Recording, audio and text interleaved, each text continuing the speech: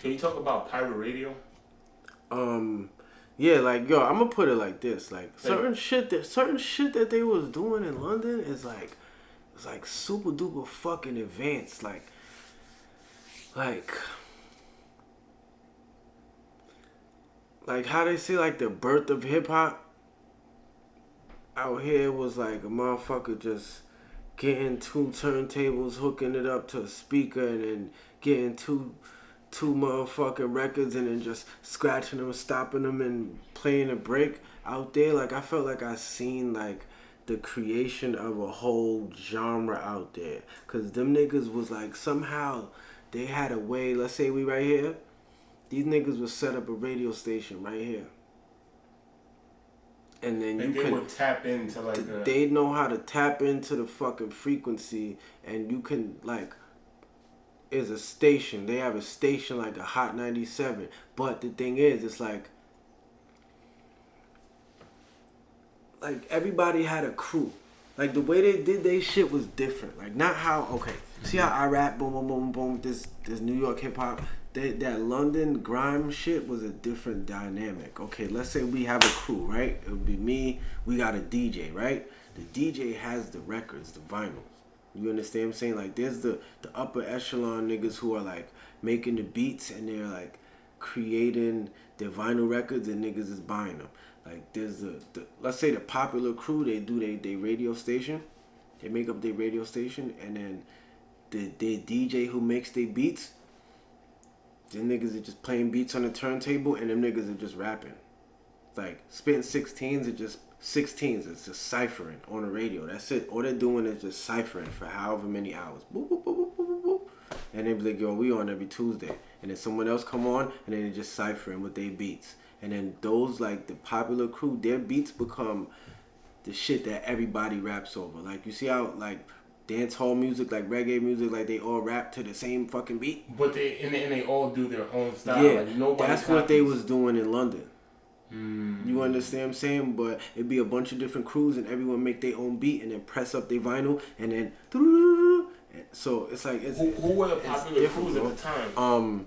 Nasty Crew. Who, like anybody that we would know that's a part of any of those crews?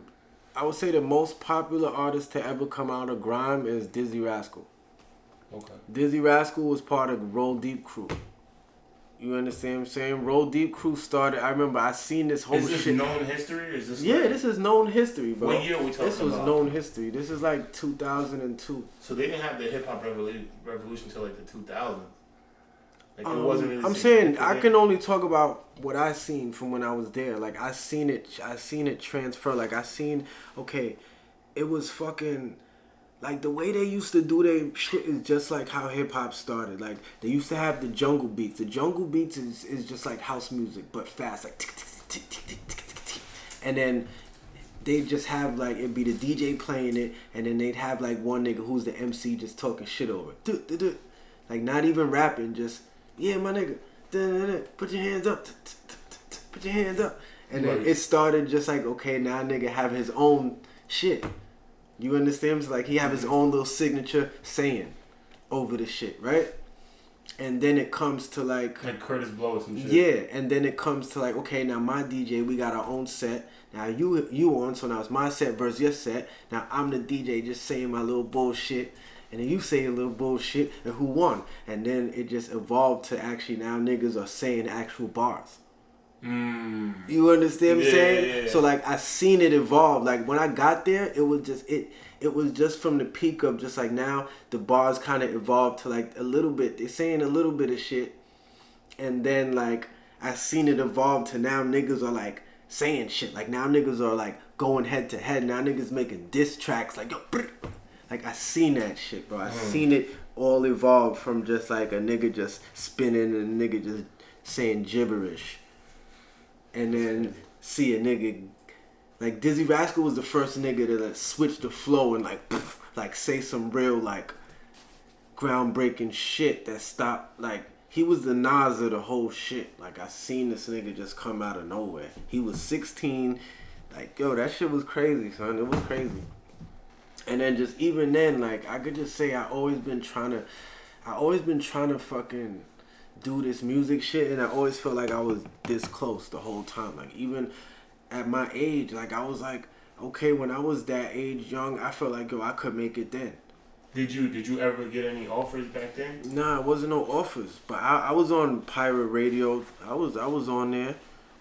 We did a radio a couple times. I think I missed the first time. I can't remember why. And shit. But I did get an offer towards the end, but I was fucking up. Like I got an offer, and then my aunt sent me back to New York because I got kicked out of school and shit. I was just always been a rebellious ass motherfucker. When you came back, did you think like, damn, I want to get back over there, or? Yeah, because I didn't have no fucking opportunities back in New York. When I came back to New York, I caught a case, nigga. I caught a case like 3 months in. Wilding out, nigga. So I didn't have, nigga, the music shit was on halt for like years. You know what I mean? Were you involved in the streets out there in London? Yeah. But like, yeah. Hell yeah. Ain't no buts. Because you gotta understand, I was rebellious. I was rebellious in New York with my mom. So now I moved to London. I'm living with motherfuckers who is not my mom. So if I'm not listening to you, I'm not gonna listen to y'all. And then I have my older cousins who was rebellious. You know what I mean? I was doing more shit in London than I was actually doing in New York at that present. I had more access out there to shit. You understand what I'm saying? Like, when I was in New York, I was just jumping off the porch. You understand what I'm saying? But like my just jumping off the porch was enough to make my mom like, whoa, you wildin'. So once I got to London with that mentality, now I'm with my cousins who was off the porch, and they bringing me with them all the way. You understand what I'm saying? Like they're older than me. I'm 14, they're already in their 20s. So like I'm off the porch doing shit with them, being around their friends. You understand what I'm saying? Like the first time I ever seen pounds of weed was over there. You understand what I'm saying? Like the first time I seen big drugs in the beginning was over there when I went there. You understand what I'm saying? So I kind of like got turned out to shit more over there. Like my mom sent me to like calm down over there, and then I got turned out way more. Just went full speed. Yeah, because now I didn't have no access, and like the people that's supposed to be keeping me out of the trouble, like, oh yeah, be with your cousins, them niggas is showing me all the shit. You understand what I'm saying? So now I have a whole, my eyes is way more wide open. So I was like, okay, cool. I'm cool over here. Because now I can, like, now the shit is in my home. You understand what I'm saying? When I was in New York, it wasn't in the house.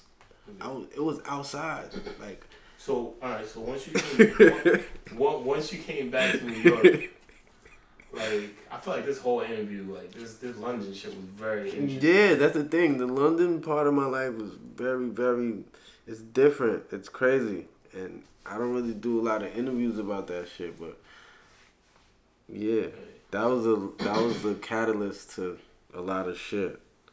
So once you get back to New York, do you still like? Are you still rapping with that same grime style? Are you still? Nah, that shit died because nobody's doing it. It wasn't cool, and it wasn't no outlet. It was just a thing for me to do out there. Bro, I remember when you came back with. Like, but the funny thing is, the funny thing is, was that like I was closer to being like. I was doing rap and grime. Like, hip-hop and grime was two different genres, but it's the same sensibilities. It's just rap faster. But then, it's like, I was living over there for so long that I adapted the London accent. I could talk regular like New York, but I could talk like them too.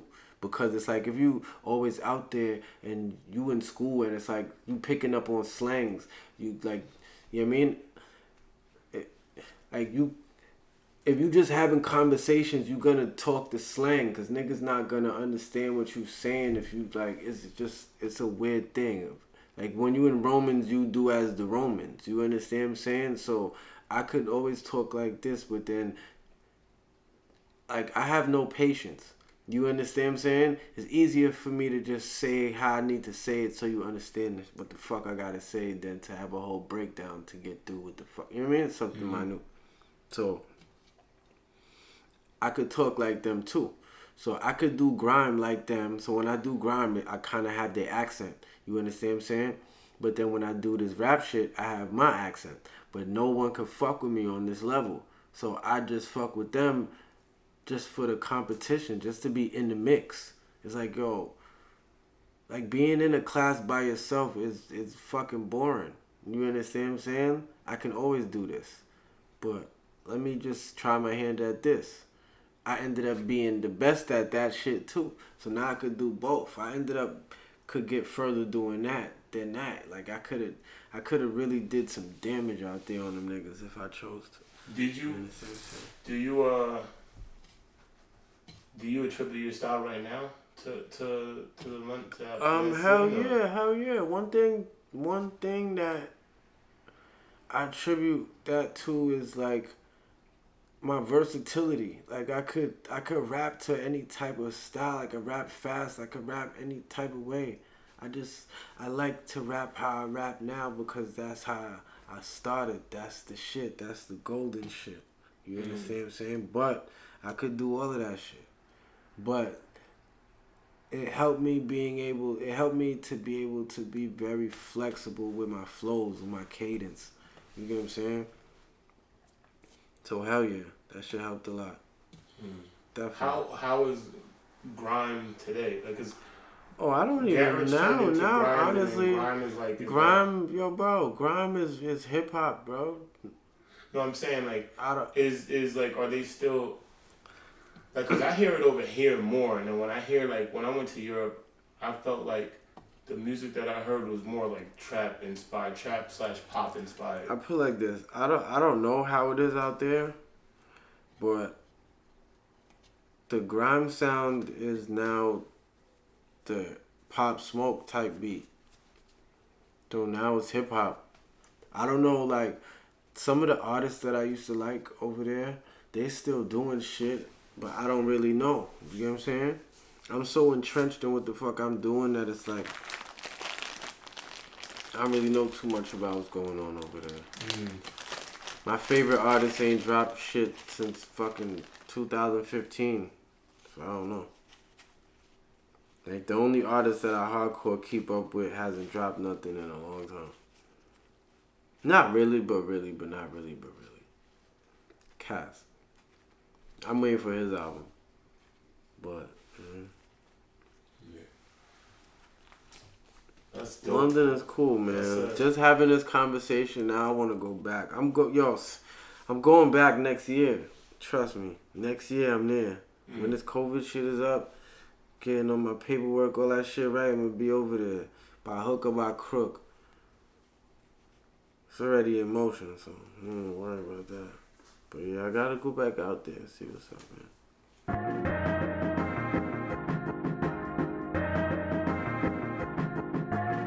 There's probably one video of me battling some motherfucker, some white boy in a park. I remember that shit. I battled some nigga in a park. Huh? Hell yeah, nigga. I lost one fucking battle my whole life. Really? Yeah. And it wasn't even because I didn't even lose over the rap. And I mean, I lost because